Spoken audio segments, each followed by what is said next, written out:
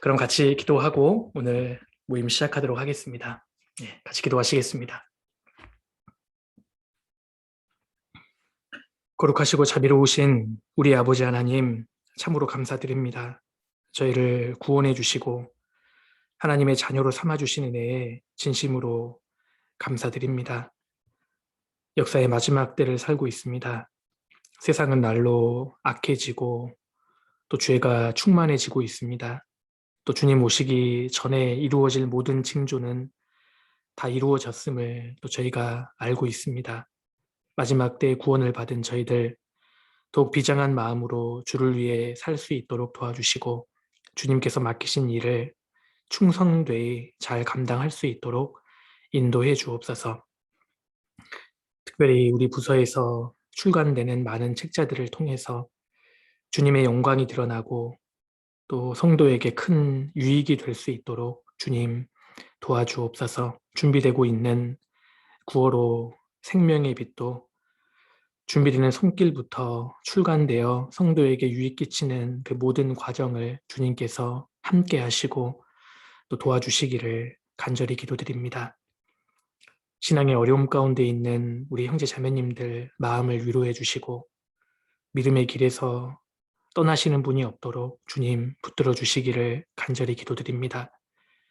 이번 학예 수양회에 구원받은 많은 분들 주님의 교회 가운데 잘 거하고 그 신앙이 성장할 수 있도록 주님 도와주시고 말씀으로 연결되었던 모든 분들 포기하지 않고 끝까지 복음의 말씀을 듣고 구원을 받으실 수 있도록 도와주옵소서. 오늘 전체 모임 또 시작하는 시간입니다. 마치는 시간까지 오직 주께 의지합니다. 저희를 언제나 사랑하시는 예수님 이름으로 기도드렸습니다. 아멘. 우리 성경 같이 찾겠습니다. 구약 성경 느헤미야 9장을 찾겠습니다. 구약 성경 느헤미야 9장입니다. 제가 가지고 있는 성경책으로는 구약 739페이지입니다. 느헤미야 9장 3절입니다. 9장 1절부터 제가 몇 구절 읽도록 하겠습니다. 그달 24일에 이스라엘 자손이 다 모여 금식하며 굵은 배를 입고 티끌을 무릅쓰며 모든 이방 사람과 절교하고 서서 자기의 죄와 열조의 허물을 자복하고 이 날에 낮 4분지 1은 그 처소에 서서 그 하나님 여호와의 율법책을 낭독하고 낮 4분지 1은 죄를 자복하며 그 하나님 여호와께 경배하는데 31절입니다. 31절 주의 긍휼이 크심으로 저희를 아주 멸하지 아니하시며 버리지도 아니하셨사오니 주는 은혜로우시고 긍휼히 여기시는 하나님이심이니이다. 됐습니다. 우리 저번 그 성경 그 개관을 같이 공부할 때 느헤미야 성경을 같이 또 배웠던 기억이 납니다. 이 느헤미야 성경은 크게 주제가 무너진 예루살렘 성벽을 세우는 내용입니다.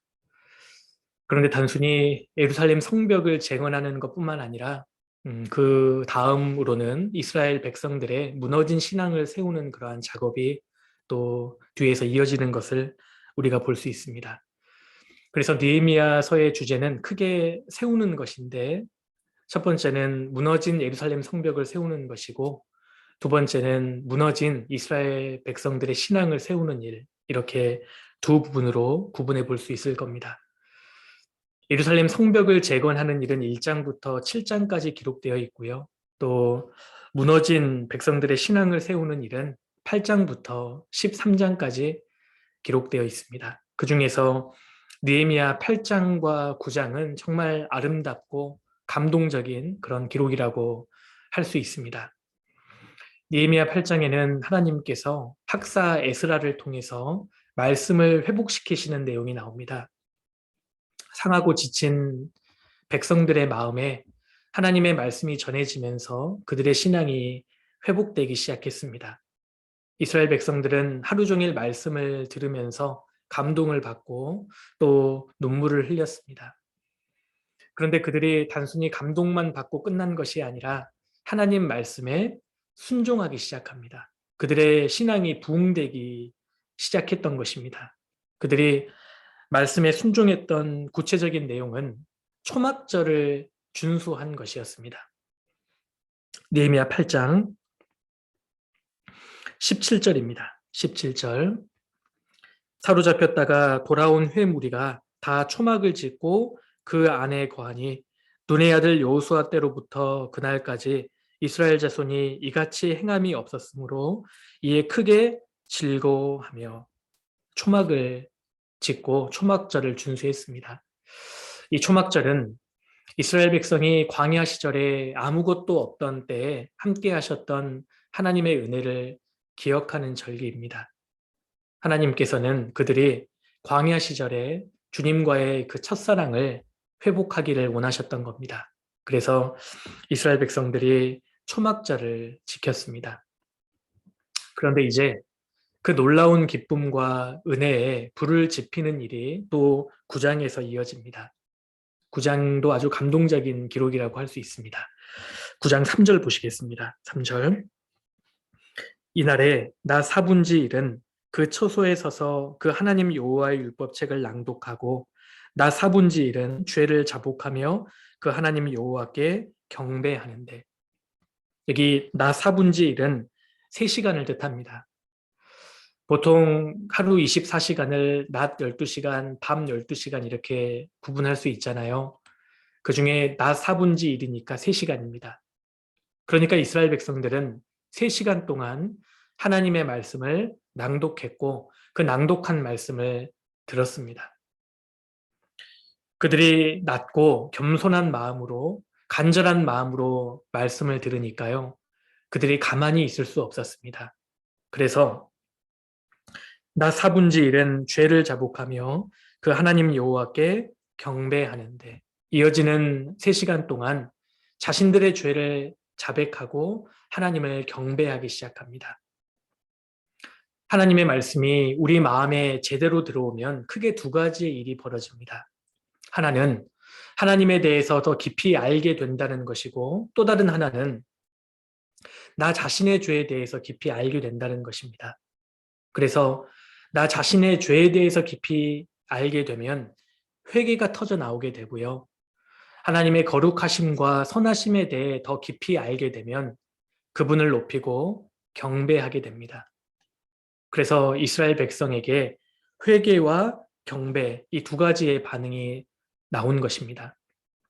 사실 우리 마음속에 하나님의 말씀이 올바로 들어온다면 우리도 크게 2가지의 반응을 할 수밖에 없습니다. 바로 회개와 경배입니다. 우리 문서선교부 형제 자매님들 중에 혹시 신앙의 침체에 빠진 분이 계시다면요, 더도 말고 덜도 말고 3시간 동안 하나님 말씀을 읽어보십시오. 그리고 그 말씀이 제대로 들어오면 우리도 회개와 경배를 경험하게 될 겁니다. 자, 4절입니다. 네이 사람 에수아와 바니와 감미엘과 스바냐와 분니와 세레바와 바니와 그나니는 대에 올라서서 큰 소리로 그 하나님 여호와께 부르짖고, 또 레이 사람 에수아와 감미엘과 바니와 하삼니아와 세레바와 호디야와 스바냐와 부다히아는 이르기를 너희 무리는 마땅히 일어나 영원부터 영원까지 계신 너희 하나님 여호와를 송축할지어다. 주여, 주의 영화로운 이름을 송축하올 것은 주의 이름이 존귀하여 모든 송축이나 찬양에서 뛰어남이니이다.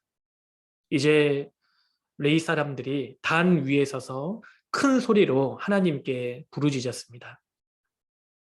이스라엘 백성들은 하나님이 누구신지를 인정하고 하나님을 높이고 경배하고 있습니다. 하나님 말씀이 제대로 들어온 것이죠. 6절입니다. 잘 아시는 말씀입니다. 오직 주는 여호와시라. 하늘과 하늘들의 하늘과 이루을 성신과 땅과 땅 위의 만물과 바다와 그 가운데 모든 것을 지으시고 다 보존하시오니 모든 천군이 주께 경배하나이다. 자, 이제 이스라엘 백성들은 하나님을 높이고 하나님을 경배하고 있습니다. 자세가 달라진 겁니다. 그 전에는 자신의 상황이 더 크고 중요했습니다. 그래서 하나님께 기도할 때 자기 힘든 문제를 다 쏟아대는 것으로 시작했습니다. 그런데 이들이 이제는 하나님이 얼마나 위대하신 분인지를 선포하면서 기도를 시작합니다. 자세가 완전히 달라진 겁니다. 마음속에 자기의 현실보다 하나님이 훨씬 더 크신 분이 되어 있는 겁니다. 마음속에 나의 현실이 너무 크면 하나님이 작게 보일 것입니다. 반대로 내 마음속에 하나님이 가장 크신 분이면 현실이 작아 보일 겁니다. 우리가 무한히 크신 하나님을 끌어내려서 내 수준으로 작게 보면 안 된다고 생각합니다.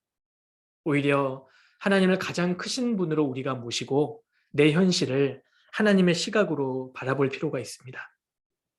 자, 이제 9장 7절부터 9장 끝날 때까지 이스라엘 백성들은 하나님의 시각으로 믿음의 눈으로 자신들의 과거를 바라보기 시작합니다.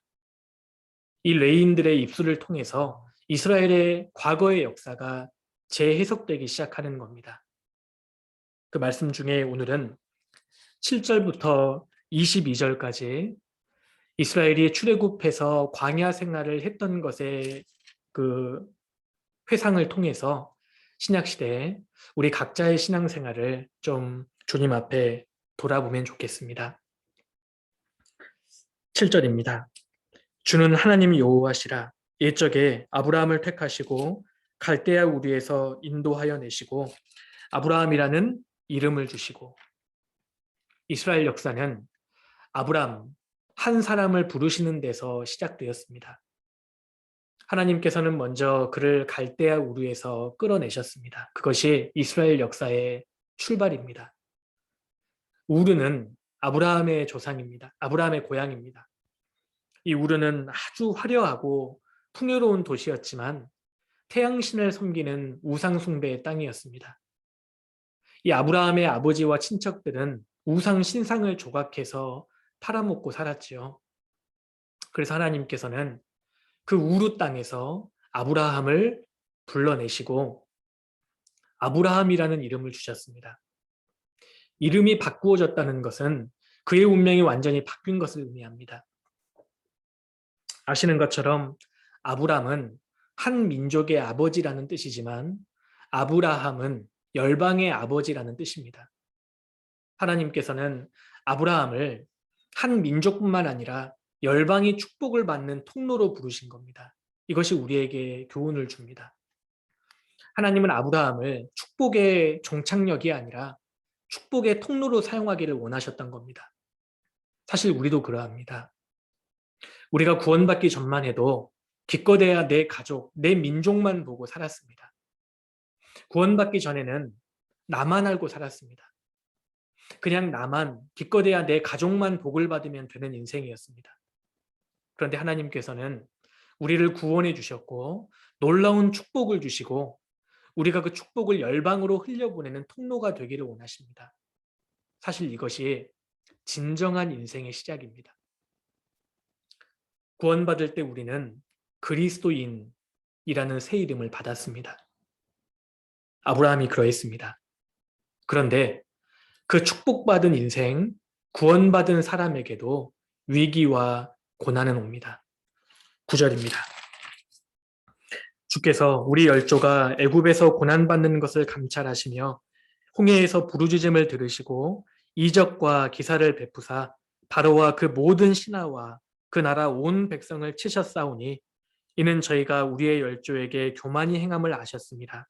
오늘날과 같이 명예를 얻으셨나이다. 이스라엘 민족의 그 역사 중에 가장 무서운 아픔은 이집트에서의 혹독했던 400년 노예 생활이었습니다.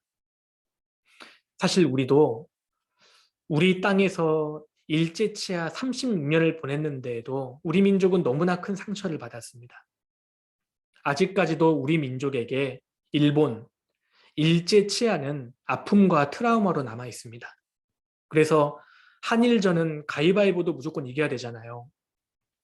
우리 민족은 아픔을 가지고 있습니다. 그런데 이스라엘은 이국 땅에서 400년간 노예 생활을 했습니다. 이들에게 있어서 이집트는 너무 무서운 존재였습니다. 그래서 하나님께서는 이스라엘이 애굽에서 고난받는 것을 감찰하시고 이적을 베푸셨습니다. 그들을 노예 생활에서 완전히 해방시켜 주신 겁니다. 그들이 얼마나 기뻐했는지 모릅니다. 의기양양해서 이집트를 탈출했는데, 그런데 기쁨은 잠시였죠. 앞에는 홍해가 가로막고 있고 뒤에는 이집트의 전차 군대가 쫓아왔습니다. 이스라엘은 부르짖었고 하나님이 또 한 번 개입하셨습니다. 11절. 주께서 또 우리 열조 앞에서 바다를 갈라지게 하시사 저희로 바다 가운데를 육지같이 통과하게 하시고 쫓아오는 자를 돌을 큰 물에 던짐같이 깊은 물에 던지시고. 홍해는 갈라져서 마른 땅이 되었고 이스라엘이 홍해를 건너는 동안에 세계 최강의 전차 군대가 완전히 수장되었습니다. 하나님께서 기적같이 개입해 주신 겁니다. 우리 인생도 그러합니다. 우리 인생 가운데에도 이 홍해바다 같은 엄청난 위기 속에서 살아난 적이 몇 번 있습니다. 아마 우리 형제 자매님들 오늘 이 주제로 간증하신다 하더라도 하실 말씀 많으실 거예요. 돌이켜보면 하나님께서 내가 정말 어찌할 수 없는 홍해와 같은 그 위기 속에서 우리를 건져주신 적이 여러 차례 있습니다. 하나님은 홍해 바다와도 같은 위기에서 우리를 구해 주셨습니다. 하나님은 우리가 오늘을 살면서 과거에 베푸셨던 하나님의 오른팔을 다시 기억하기를 원하십니다. 왜 우리가 다시 한번 과거의 역사를 기억해야 합니까? 지금 우리가 떨고 있기 때문입니다. 느헤미야의 지혜로 성벽 재건이 끝이 났습니다. 그렇지만 아직도 그들의 도시는 황폐했습니다. 직업도 없었고요. 처자식을 데리고 먹고 살 길이 막막했습니다. 농사를 지을 수 있었겠어요. 그런데다가 이스라엘을 노리는 이방 민족들은 호시탐탐 그들을 노리고 있었습니다. 그들에게 테러는 일상이었습니다. 이스라엘은 아주 두려워하고 있었습니다. 이 힘든 어려운 상황 속에서 하나님께서는 그들의 과거의 역사를 재조명하기를 원하셨습니다. 지금 나의 인생에 고난이 많고 심각한 갈등과 고통 속에 계신 우리 형제자매님들이 계십니까? 그때 하나님께서는 나의 과거를 믿음의 눈으로 회상하기를 원하십니다. 우리도 과거를 돌아볼 필요가 있습니다. 너무 바쁜 일상을 우리가 보내고 있지만 시간을 내서 내 과거를 돌아보세요. 하나님께서 과거에도 홍해를 갈라 나를 구원해 주셨다면 지금 내 앞에 있는 홍해도 갈라주실 것을 우리가 확신해야 합니다. 과거에도 나의 여리고성이 무너졌다면 지금 내 앞에 있는 여리고도 반드시 무너질 것이라는 믿음이 필요합니다. 여호와의 손이 짧아졌습니까? 하나님께서는 홍해 바다와도 같은 위기에서 우리를 건져주셨습니다. 그런데 의기양양하게 홍해를 건넜던 이스라엘 백성들은 광야로 들어오게 됩니다. 우리의 인생도 홍해같이 극적이고 일시적인 위기도 있지만 40년 광야 생활같이 아주 지루하고 고통스러운 시간들이 있습니다. 이 광야는 홍해와는 다른 고통입니다. 힘든 시간이 오랫동안 지속됩니다. 한없이 외롭고 배고프고 목마른 곳이 광야입니다. 내 뜻대로 되는 것 하나도 없고 하루하루 살아간다는 것이 아주 버겁게만 느껴집니다. 시간은 왜 이리 더디 가는지 모르는 곳, 그곳이 바로 광야입니다. 그런데 하나님께서는 하나님의 백성들을 광야로 인도하셨습니다. 왜냐하면 그들 안에 남아있던 400년 이집트에서의 노예 근성과 불신이 부서져야 했기 때문입니다. 그래서 광야는 하나님의 엄청난 훈련소였습니다. 하나님께 귀하게 쓰임받은 사람들 중에 이 광야 훈련소를 통과하지 않은 사람이 누가 있습니까? 광야는 연단의 장소이지 절대 무덤이 아닙니다. 광야는 지나가는 곳이지 머무르는 곳이 아닙니다. 이스라엘 백성들은 이 광야 훈련소에서 하나님의 손길을 체험합니다.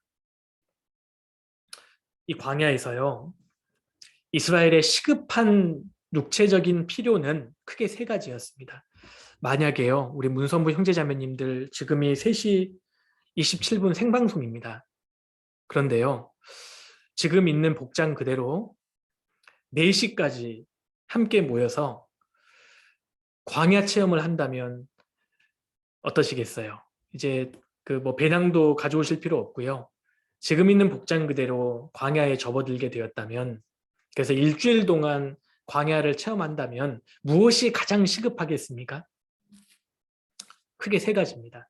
첫 번째요, 보호를 받아야 됩니다. 이 아라비아 광야는 40년이 아니라 40분 서 있기도 힘든 곳입니다. 아마 일사병으로 쓰러지신 분들도 많을 거예요. 극심하게 뜨거운 햇살과 그것도 밤의 추위로부터, 적들의 습격으로부터 보호받아야 합니다.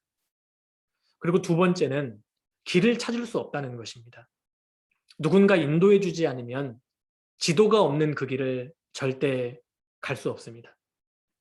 그리고 세 번째는 당장 먹고 마시는 문제가 해결되어야 합니다. 200만 명이 넘는 그 엄청난 민족이 광야 생활을 시작했습니다. 근데 하나님께서는 구름 기둥과 불 기둥으로 그들을 보호해 주시고 인도해 주셨습니다. 그리고 그들에게 만나와 물을 내려주십니다. 9장 12절입니다. 낮에는 구름 기둥으로 인도하시고 밤에는 불 기둥으로 그 행할 길을 비치셨사오며, 그리고 15절도 보시겠습니다. 저희의 주림을 인하여 하늘에서 양식을 주시며 저희의 목마름을 인하여 반석에서 물을 내시고, 또 주께서 옛적에 손을 들어 맹세하시고 주마하신 땅을 들어가서 차지하라 명하셨사오나. 하나님은 반드시 하나님의 백성을 굶기지 않고 먹이셨습니다. 그들을 지켜주셨습니다. 하나님은 광야에서 그들을 끝까지 돌보셨습니다. 그런데 그들의 반응을 보십시오. 하나님 앞에서 사사건건 불순종과 배신을 일삼습니다. 16절입니다. 저희와 우리 열조가 교만히 하고 목을 굳게 하여 주의 명령을 듣지 아니하고 거역하며 주께서 저희 가운데 행하신 기사를 생각지 아니하고 목을 굳게 하며 패역하여 스스로 한 두목을 세우고 종되었던 땅으로 돌아가고자 하였사오나. 이 말씀은 가데스 바네아에서의 반역 사건을 말하는 것입니다. 가데스 바네아에서 이제 약속의 땅으로 진입하기만 하면 됐는데 10명의 정탐꾼들은 거기에는 무섭고 사나운 거인족들이 있다. 우리는 그들과 싸워봤자 상대가 안 된다. 다시 돌아가자. 그랬더니 이스라엘 백성들이 초상집처럼 울면서 자신들의 우두머리를 따로 세웠습니다. 만약 이때요, 민주주의 다수결 투표했다면 모세는 불신임 투표됐을 겁니다. 두려움에 사로잡히고 교만하고 불순종하니까 그들은 주님께서 그들 가운데서 행하신 기사를 기억하지 않았습니다. 주께서 저희 가운데 행하신 기사를 생각지 아니하고 홍해를 가르신 일도, 만나를 내려 먹이신 일도, 이집트의 10가지 재앙도 다 잊어버렸습니다. 내 인생의 문제만 보이고 문제보다 더 크신 하나님의 손길을 까맣게 잊어버린 겁니다. 심지어 그들은 하나님을 완전히 버렸습니다. 금송아지를 숭배했지 않습니까? 18절입니다. 또 저희가 송아지를 부어 만들고 이르기를 이는 곧 너희를 인도하여 애굽에서 나오게 하신 하나님이라 하여 크게 설만하게 하였사오나. 하나님께서 얼마나 배신감을 느끼셨겠습니까? 다 부어줬는데 결국 결정적일 때 그들은 하나님을 배반했습니다. 그런데 그럼에도 불구하고 하나님의 은총은 끊임없이 그들에게 부어집니다. 19절입니다. 주께서는 연하여 계속해서 긍휼을 베푸사 저희를 광야에 버리지 아니하시고 낮에는 구름 기둥으로 길을 인도하시며 밤에는 불 기둥으로 그 행할 길을 비추사 떠나게 아니하셨사오며 또 주의 선한 신을 주사 저희를 가르치시며 주의 만나로 저희 입에 끊어지지 않게 하시고 저희의 목마름을 인하여 물을 주시사 40년 동안을 들에서 기르시되 결핍함이 없게 하심으로 그 옷이 헤어지지 아니하였고 발이 부르지 아니하였사오며 하나님은 우리와 다른 분이셨습니다. 그렇게 잘해줬는데 결정적일 때 불순종하고 우상을 숭배한다면 우리 형제자매님들이 만약에 하나님이시라면요 어떻게 하셨겠습니까? 저 같으면요 구름 기둥을 한 일주일 동안 걷어들였을 겁니다. 한 이거지라고. 불 기둥을 한 일주일 동안 걷어들였을 거예요. 좀 떨어보라고. 그리고 저 같으면은요 만나를 완전히 끊었을 겁니다. 뭐 예쁘다고 줍니까? 그런데 하나님께서는 그렇게 하지 않으셨습니다. 그들은 악했지만 하나님은 선하셨습니다. 사실 우리에게 아닙니까? 이 구절은 사실 우리가 경험한 하나님의 은혜입니다. 우리는 악했습니다. 그런데 돌아보면 하나님은 선하셨습니다. 느헤미야 9장을 읽다 보면 저 개인적으로 정말 감동적이었던 점은요. 12절부터 15절에 나와 있는 하나님의 은혜와 19절부터 21절까지 나와 있는 하나님의 은혜의 묘사가 동일하다는 것입니다. 하나님께서 구름 기둥과 불 기둥으로 그들을 보호해 주셨고 심지어 그들이 하나님을 배반하고 원망하고 금송아지를 숭배할 때에도 구름 기둥과 불 기둥이 위에 있었다는 거 아세요?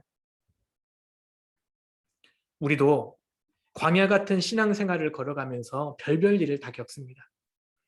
병에 걸리기도 하고 가족이 갑자기 죽기도 하고 남편의 사업이 안 되기도 하고 자녀가 속을 썩이기도 하고 형제 자매와의 갈등이 생길 수 있습니다. 그래서 여러 가지 이유로 주님을 향해 원망하거나 불평하고 신앙의 침체에 빠질 때가 있습니다. 우리가 주님의 마음을 아프게 해드린 경우는 사실 헤아릴 수 없이 많았습니다.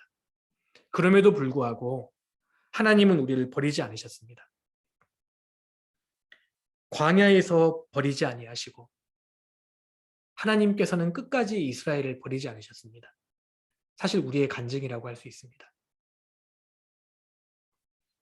구원을 받고 지금까지 살면서 우리가 얼마나 하나님의 말씀에 또 하나님께 배반했는지 모릅니다. 그런데 주님께서 나를 지금까지 버리지 않으셨습니다. 아마 문성부 형제자매님들 중에 특별히 어릴 때 구원받으신 분들은 더 공감하실 겁니다. 우리가 수없이 많이 주님을 많이 마음을 아프시게 하고 불순종했던 적이 많이 있습니다. 주님 지금까지 버리지 않으셨습니다. 그뿐만이 아니었습니다. 그들에게 승리를 주셨습니다. 22절입니다. 또 나라들과 족속들을 저희에게 각각 나누어 주심에 저희가 시온의 땅, 곧 헤스본 왕의 땅과 바산 왕 옥의 땅을 차지하였나이다. 이 헤스본은요, 사해 북쪽에 요단강 동편에 있는 성읍입니다. 이곳에는 가나안에서 가장 사납고 강력한 아모리 족속이 장악하고 있었습니다. 여기 시온의 땅, 곧 헤스본 왕의 땅, 시온은 헤스본 땅의 왕의 이름이었습니다. 그리고 바산 왕 옥도요, 무서운 거인족이었습니다. 그들이 얼마나 무서운 존재들이었는지 당시 모든 사람들은 그들의 땅은 될 수 있으면 피해 갔습니다. 그런데 하나님께서는 이스라엘과 정면 돌파하게 하셨습니다. 그리고 적을 다 물리쳐 주셨어요. 40년 동안 광야 생활밖에 한 적이 없는 민족이 그 거대한 족속들을 물리쳤습니다. 하나님은 이토록 좋으신 분이었습니다. 하나님이 함께 하시는 하나님의 백성들은 문제가 없는 것이 아니라 어떤 문제도 이길 수 있는 힘과 지혜를 하나님께 받게 됩니다. 우리도 마찬가지입니다. 문제와 어려움은 있지만 하나님께서 틀림없이 승리하도록 우리를 도와주실 겁니다. 그리고 마침내 천국에까지 인도해 주실 겁니다. 에스라가 읽은 이 말씀을 통해서 이스라엘 백성들은 이제 자신들의 광야 생활 동안에 함께 하신 하나님의 손길을 다시 기억하기 시작했습니다. 자신들의 과거를 믿음의 눈으로 볼 수 있는 힘이 생긴 겁니다. 인간의 뇌를 가만히 두면 항상 부정적인 기억들이 긍정적인 기억들을 지배한다고 합니다. 그래서요, 어떤 가수가 무대에서 노래를 부르고 10사람이 열정적으로 칭찬을 했다고 하더라도 한 명의 안티가 아주 무서운 비난을 하면 그 가수의 뇌리에는요, 10명의 칭찬이 아니라 한 명 안티의 비난만 딱 각인된다고 하지 않습니까? 인간의 뇌가 그렇습니다. 우리의 생각 속에는 두 가지의 채널이 방영되고 있습니다. 첫 번째 채널은요, 마귀가 돌리는 채널입니다. 이 채널은 우리의 과거의 아픔과 우리의 실수와 실패와 상처에 대한 기억들이 집중적으로 편집되어서 나옵니다. 그런데 우리는 너무나 많은 시간을 그 앞에서 몰입합니다. 야, 세상에 10년 전에 저 사람이 나한테 그런 말을 했지. 나 절대 용서할 수 없어. 어떻게 저럴 수 있지? 그리고 마귀는 하나님이 주관하시는 이 광야의 역사를 나쁜 쪽으로만 보게 만듭니다. 하나님이 왜 애굽에 잘 있던 나를 굳이 광야로 끌어내가지고 이렇게 생고생을 시키시지? 원망과 불신의 시각으로 나의 과거를 보고 역사를 보게 만듭니다. 그래서요, 마귀가 돌리는 내 인생의 채널을 보고 있으면 내가 너무 불행해집니다. 그리고 분노가 치밀어 올라요. 불행하게도 너무나 많은 사람들이 이렇게 삽니다. 이스라엘 백성들도 그러했고 그리스도인도 그럴 수 있다고 생각합니다. 그런데 구원받은 우리의 손에는 믿음의 리모컨이 들려 있습니다. 우리가 순식간에 채널을 바꿀 수 있어요. 채널을 바꾸면 거기에는 하나님이 들려주시는 사랑과 승리의 기억들이 보입니다. 내 인생 가운데 힘든 광야가 있었지만 그 광야를 통해서 나를 살리셨던 하나님의 사랑이 보이는 겁니다. 대적들의 공격이 있었지만 그 대적들로부터 우리를 지켜주신 하나님의 손길이 보이는 겁니다. 그때부터 하나님의 은혜로 승리하고 극복했던 기억들이 다시 상영되기 시작합니다. 그리스도인들이요, 믿음의 채널로 시선을 고정시켜야 합니다. 그러면 내 삶이 완전 다르게 보입니다. 인생의 고통을 보는 것이 아니라 하나님의 섭리를 보게 됩니다. 광야의 아픔만 보는 것이 아니라 광야의 은혜를 보게 되는 겁니다. 광야가 힘들었습니다. 맞습니다.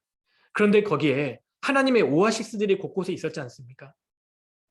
그곳은 너무 덥고 춥고 주리고 목마른 곳이었습니다. 맞습니다. 그런데 거기에 만나와 메추라기, 구름기둥과 불기둥을 우리가 기억해야 합니다. 하나님이 그 끔찍한 대적들로부터 어떻게 나를 건져내셨는지를 기억해야 합니다. 내 인생의 어려움에 집중하지 말고 그 가운데 역사하셨던 하나님의 은혜를 기억해야 하는 겁니다. 지나고 나니까요, 그 끔찍한 홍해가 뒤로 가 있잖아요. 어떻게 건넜는지 설명이 안 됩니다. 은혜로 건넜습니다. 우리가 저 큰 적을 어떻게 이겼습니까? 은혜로 이겼습니다. 우리 형제 자매님들, 지금까지 지내온 것, 내가 누려왔던 모든 것이 하나님의 은혜였음을 믿고 계십니까?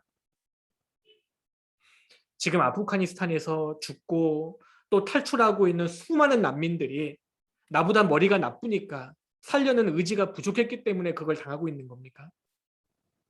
그들의 잘못은 2021년 이 시점에 아프가니스탄에서 살고 있다는 것 하나입니다.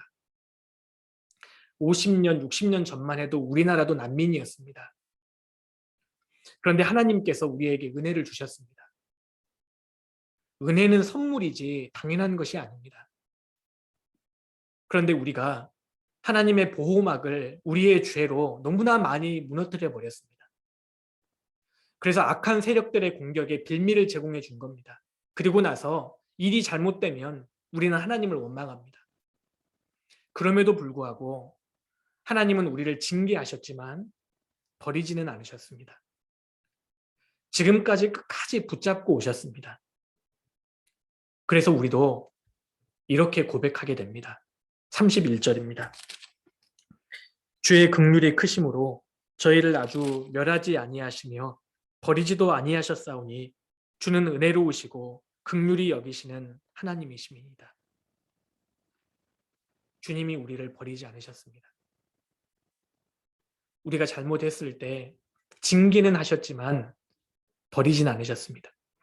죽이는 것과 회초리로 때리는 것은 천지차입니다. 하나님은 이스라엘 백성들이 아무리 미워도요, 멸하시고 새로 시작하실 수 없었습니다. 왠 줄 아십니까? 자기 자식이었기 때문입니다.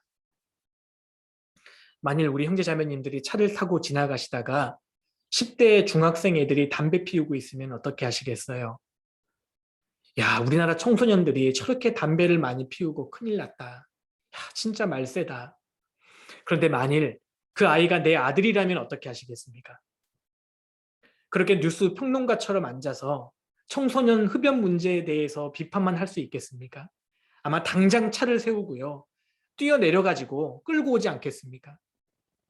넌 내 자식이야, 그 말입니다. 넌 내 자식이야. 넌 그렇게 살 수 없어. 내가 다리 몽둥이를 부러뜨려서라도 너는 그렇게 살 수 없어. 하나님께서 우리의 잘못에 대해서 그냥 넘어가지 않고 회초리를 드시는 까닭은 내가 하나님의 아들의 피로 산 자녀이기 때문입니다. 그래서 징계는 하시지만 절대 버리시지 않습니다. 구원받은 이후에 그리스도인들은 육신과 죄와 세상과 끊임없이 싸웁니다. 그런데 싸우는 가운데 때때로 우리는 넘어지기를 반복합니다. 죄와 싸우면서 이길 때보다는 사실 질 때가 많이 있습니다. 하나님을 배반할 때도 많았습니다. 이러한 삶이 반복되면 우리는 나 자신을 자책하고 결국 내 자신이 너무 미워집니다. 어떤 때는 거울을 보기도 힘들 정도로 내 자신이 미워질 때도 있습니다. 그리고 지나친 열등감과 자책에 빠지게 되는데 그때 마귀는 계속 불화살을 날립니다. 너는 이미 틀렸어. 너 같은 것은 필요 없어. 이런 상황 속에서도 우리는 여전히 주님이 나를 사랑하신다는 것을 잊지 말아야 합니다. 주님은 나를 안 버리십니다. 주님의 구름 기둥과 불 기둥은 여전히 지금 우리 위에 있고 만나와 물은 끊이지 않고 있습니다. 주는 은혜로우시고 긍휼히 여기시는 하나님이십니다. 나 자신에 대한 지나친 열등감, 자책을 하나님이 바라보시는 관점으로 바꿔야 합니다. 채널을 돌려야 합니다. 현재 내가 당하는 어려움을 믿음의 시각으로 바라보아야 하는 겁니다. 제가 어디서 글을 보니까요. 미국의 어떤 노인분이 아내가 치매에 걸렸는데 그 치매에 걸린 아내에게 다시 청혼을 해서 결혼식을 한 일이 있었습니다. 이 아내가 치매 요양원에 가서 입원해 있었는데 이 할아버지가 매일 아내가 좋아하는 아이스크림을 사서 아내를 만나러 가서 몇 시간을 아내와 같이 지내고 돌아오곤 했답니다. 그런데 이 아내가 남편을 알아보지 못합니다. 그냥 아이스크림 사오는 좋은 아저씨로 알고 있습니다. 그래서 어느 날 남편이 아내에게 물었답니다. 내가 좋아요? 이렇게 물어보니까요. 아내가 아이스크림을 사와서 좋다고 대답했고 그래서 이 남편이 아내에게 청혼을 했답니다. 이 아내가 한참 동안 고민하더니 계속 자기에게 아이스크림을 사주면 결혼하겠다고 대답했답니다. 그래서 이 할아버지 할머니가 자녀들과 친구들을 불러서 결혼식을 올렸습니다. 결혼식이 끝나고 인사하는 시간에 이 할아버지가 메모지를 꺼내 읽으면서 이렇게 인사를 했답니다. 오늘 저희들이 이렇게 번거로운 결혼식을 다시 준비한 것은 내가 단 한 번만이라도 제 아내에게서 사랑하는 남편이라는 말을 듣고 싶었기 때문입니다. 이런 말씀을 하면서 할아버지가 눈물을 흘렸다고 합니다. 우리 주님의 마음이 꼭 이와 같다고 생각합니다. 주님은 우리에게 물으십니다. 너는 나를 잊을 수 있더냐? 우리는 주님을 잊고 살 때가 너무 많기 때문입니다. 주님이 우리에게 이렇게 물으실 거라고 생각합니다. 너는 나를 잊을 수 있더냐? 나는 너를 단 한 번도 잊은 적이 없다. 주님은 우리에게 무엇을 바라실까요? 이 마지막 시대에 주님, 제가 주님을 진정으로 사랑합니다. 주님 정말 고맙습니다. 이 진실된 고백을 우리에게 듣고 또 듣고 듣기를 원하실 겁니다. 우리 중에 과거에 실수 안 한 사람이 누가 있습니까? 힘들지 않은 인생이 어디 있습니까? 그런데 그것만 생각하면서 살겠습니까? 나를 배신하고 고통을 준 그 사람을 계속 묵상하면서 살겠습니까? 아니면 그 가운데에서도 끊이지 않았던 하나님의 은혜를 기억하시겠습니까? 우리가 믿음의 눈으로 죽을 것 같던 광야에서 살리신 하나님의 은혜로 다시 일어나야 합니다. 관련된 말씀을 두 구절만 찾고 마치겠습니다. 시편 71편입니다. 시편 71편입니다. 71편 17절입니다. 하나님이여 나를 어려서부터 교훈하셨으므로 내가 지금까지 주의 기사를 전하였나이다. 하나님이여 내가 늙어 백수가 될 때에도 나를 버리지 마시며 내가 주의 힘을 후대에 전하고 주의 능을 장래 모든 사람에게 전하기까지 나를 버리지 마소서. 다윗의 기도입니다. 주님, 제가 늙어서 백수가 될 때에도 주님 제발 나를 버리지 마십시오. 내가 주의 힘을 후대에 전하고 주님의 능력을 장래 모든 사람에게 전하기까지 나를 버리지 말아 주십시오. 이렇게 기도한다면 하나님께서 우리에게 뭐라고 대답하실까요? 이렇게 대답하십니다. 이사야 46장입니다. 이사야 46장 4절입니다.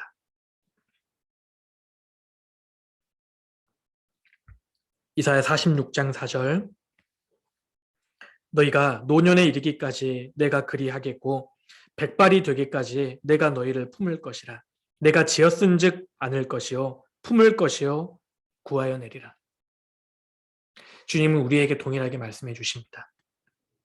너가 노년에 이르기까지 내가 너를 버리지 않겠고 백발이 되기까지 내가 너희를 품을 것이다.